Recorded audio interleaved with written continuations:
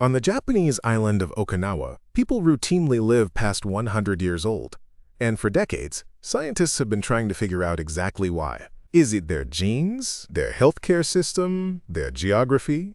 Researchers have studied them extensively, and what they keep coming back to is something remarkably simple. Before every single meal, Okinawans say a phrase, Hara Hachi Bu, which roughly translates to, eat until you are 80% full, and then they stop. That's it. No calorie counting, no elimination diet, no special foods to buy or avoid. Just stop eating when you're 80% full at every meal for your entire life. And the science behind why this works is genuinely extraordinary, because it doesn't just affect your weight. It reaches into your cellular biology in ways that most people have never heard of. A landmark study published in Science, one of the most prestigious scientific journals in the world, found that caloric restriction of around 20 to 25%, which is roughly what eating to 80% fullness achieves, slowed biological aging by 2 to 3% in human participants. 2 to 3% slower biological aging in humans. Not mice, not lab animals, humans. And before you say, Walter, I'm not going on a calorie restriction diet, I hear you. Neither am I. Because Hara Hachi Bu is not a diet.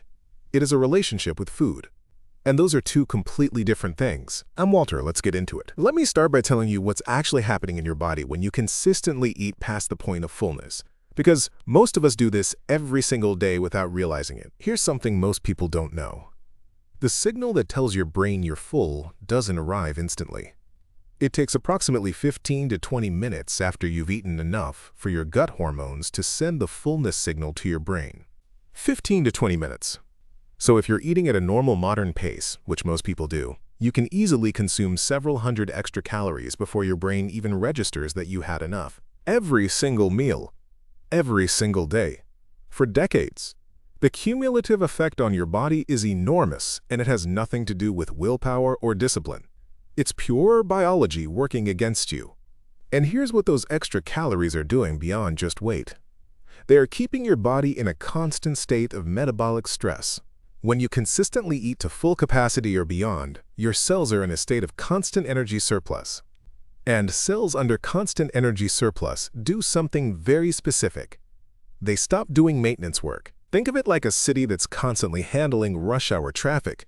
When every resource is occupied dealing with incoming food energy, the repair crews, the ones responsible for fixing cellular damage, clearing out waste, and renewing old parts, those crews can't operate. But when you eat a little less, when you stop at 80%, you give your cells something extraordinary. You give them downtime. And during that downtime, something remarkable happens. Let me show you the 3 biological mechanisms that make Hara Hachi Bu so powerful, because this is where it gets genuinely fascinating. Mechanism number 1, autophagy. Autophagy is your body's cellular self-cleaning system. The word literally means self-eating in Greek, and it refers to the process by which your cells break down and recycle their own damaged components. When you eat less, when you create a modest caloric gap, your cells activate autophagy. They start breaking down damaged proteins, clearing out dysfunctional organelles, and recycling cellular waste into new, functional components. The scientist who discovered autophagy and its relationship to caloric restriction won the Nobel Prize in Physiology or Medicine in 2016. This is not fringe science. This is Nobel Prize-winning science. And autophagy is particularly critical after 60, because cellular waste accumulates faster as we age, and our autophagy systems naturally slow down. Anything that reactivates them is profoundly valuable. The same amyloid beta proteins we talked about in the microplastics and sleep videos, the ones that accumulate in Alzheimer's disease, autophagy helps clear those too. Everything connects. Mechanism number 2, insulin sensitivity and metabolic health. Every time you eat, your body releases insulin to manage the incoming energy. When you consistently eat large amounts, your body is releasing large amounts of insulin, frequently, day after day. Over time, your cells become less responsive to insulin, a condition called insulin resistance, which is the foundation of type 2 diabetes, metabolic syndrome, and a cluster of inflammatory conditions that accelerate aging. Caloric restriction, and specifically the modest, sustainable version achieved through Hara Hachi Bu, has been shown to significantly improve insulin sensitivity, lower fasting glucose levels, and reduce the chronic low-grade inflammation that drives nearly every major age-related disease. A clinical trial called CALERIE, Comprehensive Assessment of Long-Term Effects of Reducing Intake of Energy, found that participants who reduced caloric intake by approximately 25% showed significant improvements in cardiovascular risk factors, insulin sensitivity, and inflammatory markers. And they weren't starving. They weren't miserable. They were simply eating a little less than they were used to, consistently, sustainably, over time. Mechanism number 3. mTOR pathway regulation. Stay with me here, because I'm going to make this simple. mTOR stands for mechanistic target of rapamycin, and it is essentially your body's growth and aging throttle. When mTOR is constantly activated, which happens when you eat large, frequent meals, your cells stay in growth mode. They prioritize building and growing over maintaining and repairing. When mTOR activity is periodically reduced, which happens when you eat a little less, consistently, your cells shift from growth mode into maintenance and repair mode. And maintenance and repair mode is, in many ways, the biological state associated with longevity. The longest-lived organisms in nature and the longest-lived humans tend to have lower chronic mTOR activation. So Hara Hachi Bu isn't just about eating less food. It's about sending a specific biological signal to your cells that shifts them from fast growth toward careful maintenance. And that shift is one of the most powerful things you can do for your longevity. Now, let me tell you what the research actually shows about the Okinawans specifically, because the data is remarkable. Before Western dietary influences reached Okinawa in the mid-20th century, Okinawans consumed approximately 11% fewer calories than the average Japanese person. And the average Japanese person already consumed fewer calories than Western populations. Traditional Okinawans had the highest concentration of centenarians, people over 100 years old, of any population on Earth. They had dramatically lower rates of heart disease, stroke, cancer, and dementia compared to Western populations of the same era. A 40-year follow-up study of Okinawan migrants who moved to Brazil and adopted a Western diet found something striking.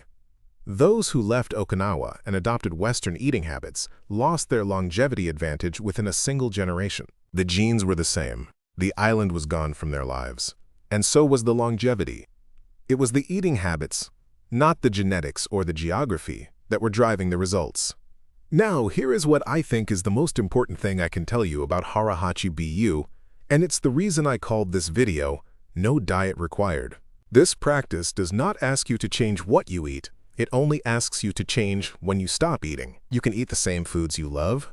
You can eat at the same times you always have. You simply practice stopping when you feel about 80% satisfied before you feel completely full. And that last 20%? You almost never miss it.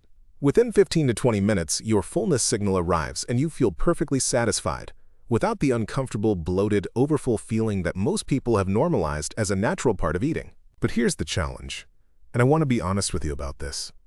In a Western food environment, stopping at 80% is genuinely difficult at first. Our food is engineered to be hyper-palatable, to keep you eating past the point of fullness. Our portions are massive. Our plates are large. And we eat fast, in front of screens, distracted, barely tasting what we're eating. All of those things work against your body's natural fullness signals. So practicing Hara Hachi Bu isn't just about willpower. It's about restructuring the environment and the behaviors around eating. So let me give you 7 practical strategies that make Hara Hachi Bu easy to implement, starting with your very next meal. Strategy number 1. Slow down dramatically. Remember, your fullness signal takes 15 to 20 minutes to arrive. So the single most powerful thing you can do to eat less without trying is simply eat more slowly. Put your fork down between bites. Chew thoroughly. Take a sip of water. Have a conversation. Make the meal last 20 to 25 minutes minimum. When you eat slowly enough for your fullness signal to arrive before you finish your plate, you naturally stop eating at the right time, without counting, without restricting, without any mental effort. Strategy number 2. Use smaller plates and bowls. This sounds almost too simple, but the research is unambiguous. Studies consistently show that people eat more when served on larger plates, regardless of their hunger level, and feel just as satisfied eating less from a smaller plate. Your brain uses the visual cue of a full plate as a satisfaction signal.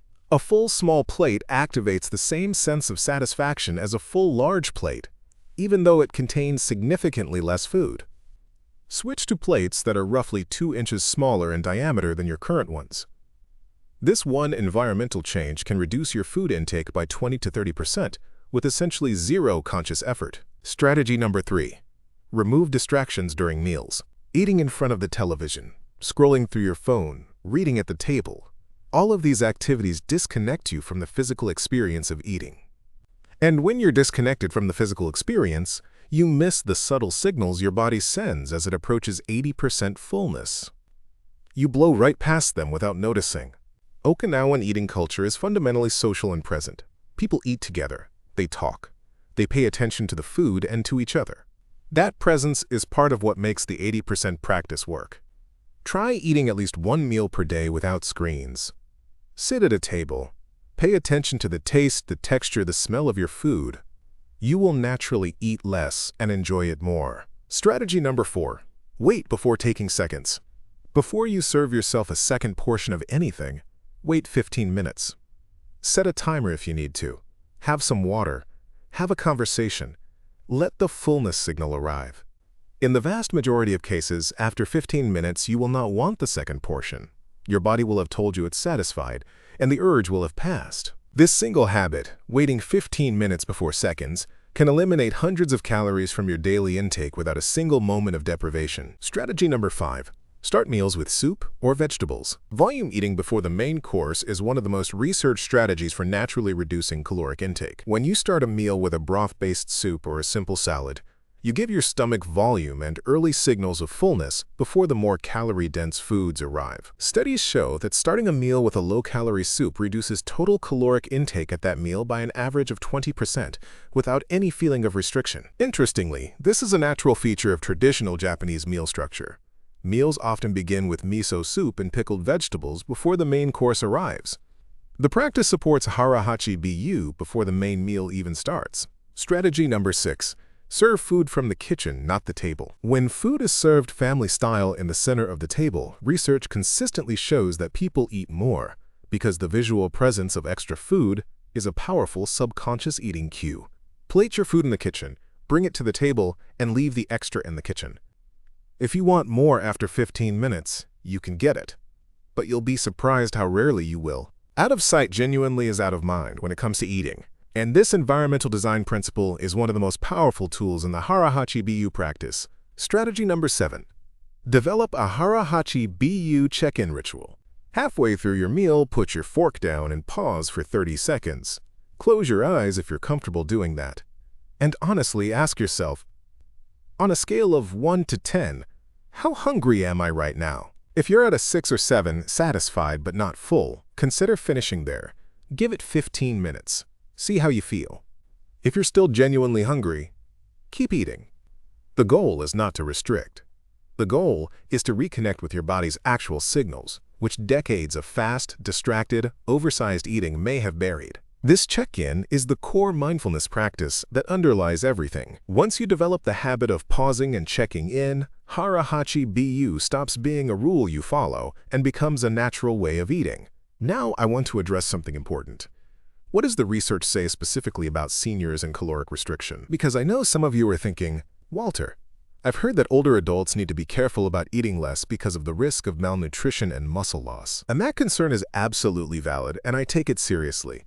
So let me be precise. The research supports modest caloric reduction of around 20 to 25%, not aggressive restriction. And critically, the caloric reduction should come from reducing portions of calorie-dense, low-nutrient foods, not from eating less protein, less vegetables, or less of the foods that protect your muscle and bone density. In fact, the CALERIE trial specifically found that modest caloric restriction did not result in muscle loss when protein intake was maintained. The key is that you are eating a little less of everything, but prioritizing the nutrient-dense foods your body needs. Hara Hachi Bu, by its nature, tends to reduce excess calorie-dense foods first, because those are the foods you're most likely to overeat past the point of genuine hunger. The vegetables, the protein, the whole foods, those satisfy your body more efficiently. So practice correctly. Hara Hachi Bu naturally shifts your diet toward more nutrient-dense eating, not away from it. It is, in that sense, self-regulating. Let me also tell you about the other lifestyle factors that accompany Hara Hachi Bu in Okinawan culture. Because the practice doesn't exist in isolation, Okinawans traditionally eat a diet rich in vegetables, legumes, whole grains, and fish, very similar to the Mediterranean and Mind diets we've discussed in previous videos. They have strong social connections, what they call moai, tight-knit friend groups that provide lifelong emotional support. Loneliness, as the research shows, is as damaging to health as smoking 15 cigarettes a day. They move naturally throughout the day, gardening, walking, doing household tasks, without formal exercise sessions. Natural daily movement, not intense gym workouts. And they have a concept called ikigai, a reason for being, a sense of purpose that gets them out of bed every morning. Research consistently shows that having a sense of purpose adds years to life and dramatically reduces the risk of dementia. Hara Hachi Bu is one piece of a larger philosophy of living, but it is the piece most immediately accessible to anyone watching this video right now, regardless of your health status, your fitness level, or your food budget. Let's recap the 7 practical strategies for implementing Hara Hachi Bu starting today. Number 1. Slow down dramatically. Put your fork down between bites. Make meals last 20 to 25 minutes. Number 2. Use smaller plates and bowls.